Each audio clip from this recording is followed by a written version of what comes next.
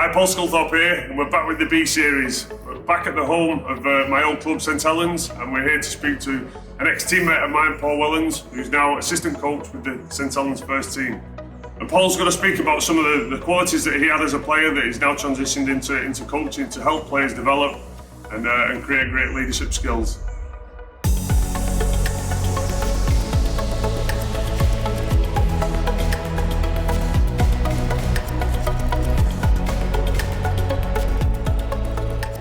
My name's Paul Wellens, first team assistant coach here at St Helens Rugby Club. I've been at the club now for 24 years, both as a player and a coach.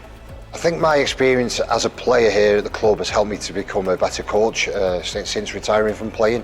I think having the understanding of the game and being out there and understanding what the players goes through gives you that little bit of an insight, but also applying that rugby knowledge to my coaching as well, I think has benefited me greatly. Playing in a number of positions that I did do, particularly towards the back end of my career, has also facilitated that as well. I think as a player you learn many skills on the field. You learn to be disciplined, you learn to be determined and competitive. You certainly have to battle through some tough times, and both on and off the field.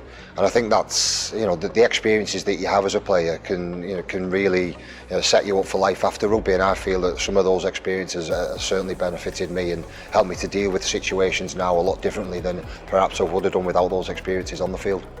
I think one thing that I've learned since going into coaching is that you have to adapt your management style according to the people that you're working with at the time. And I found that out working with a scholarship when I first finished playing, dealing with 15 and 16-year-old lads. I certainly deal with them and communicate with them differently than I do now with the first team guys.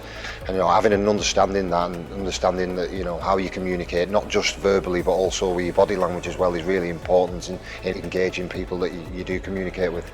One thing that's quite can be quite common within the rugby environment is inner team conflict, and sometimes that can be seen as a real negative, but actually if you approach that in the right way and you have honest conversations and people are prepared to give and receive honest feedback, then that can be a huge driver for growth. And that's something that we try to do here at St Helens, and we feel having that right mental approach in those conflict situations has helped us achieve some of our greatest successes. I think one thing that I think we try to encourage here at St Helens to build teamwork is getting to know each other.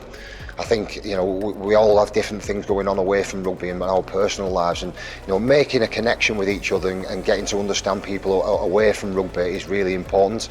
I think it drives a real care for each other. And then when you're in tough situations, particularly if you're a player out or on the field, or you're going through tough times yourself, or you recognise that someone that you work with closely are going through tough periods, you're more inclined to take an interest and help them through those tough times. And so getting to know people that you work with, I think is crucial. Thanks for joining us again on the B series. And remember, a great point from Paul there. Get to know the people on your team. It can make a big difference.